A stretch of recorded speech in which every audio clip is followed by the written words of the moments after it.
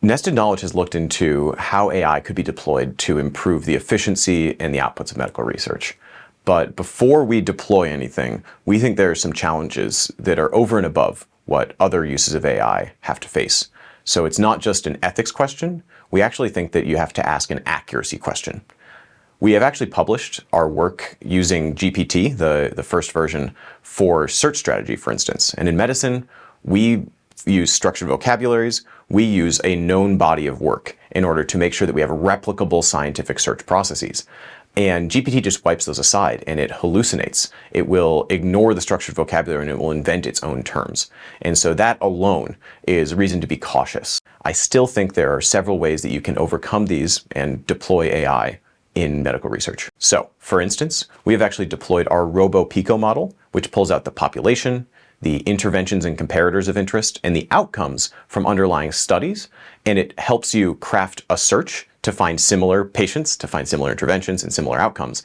And it also highlights these concepts in the underlying abstracts. So you can pull out these concepts, you can see them across different studies, and you can really, synthesize what are these studies about. Another way we've deployed AI already in the software that we find quite helpful is a robot screener, where once you have your set of records that might be of interest, you can have an expert go through and note which ones are relevant, which ones to include in a study.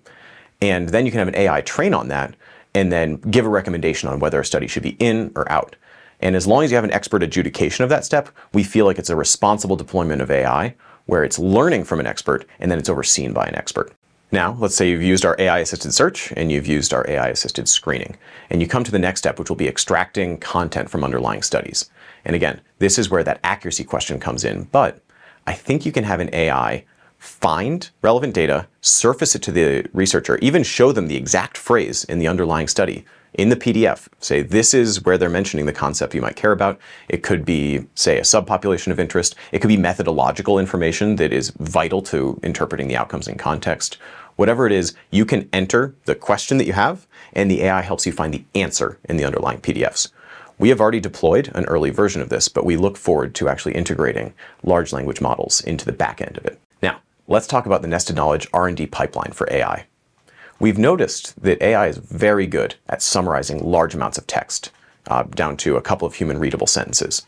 So we have the concept of chat with your papers, where you can take all of the studies that you've then included in a review and ask them complicated questions like, maybe an outcome was negative with respect to the whole population, but were there any subpopulations that were helped?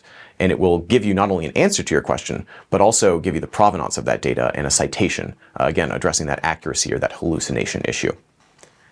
In addition, if we generalize out and say, we can help you extract individual data points, we can summarize, can we also help you with research methods? And for that, we actually have an AI that we're calling GuideBot, which can tell you how to use the Nested Knowledge software most efficiently, but it can also help you with best practices in systematic review and meta-analytical statistics, and it can also help you best deploy the outputs of your research. Now, one concern has come up over and over again around AI models, and that's ownership of data. And I want to assure you that however you're using AI in Nested Knowledge, we are only deploying AI models that allow you to own your data. In summary, we are already deploying AI to assist you, and we will continue to expand that, though always being cautious of the hallucination and inaccuracy problem. But we think that AI has tremendous promise as a force multiplier of medical researchers.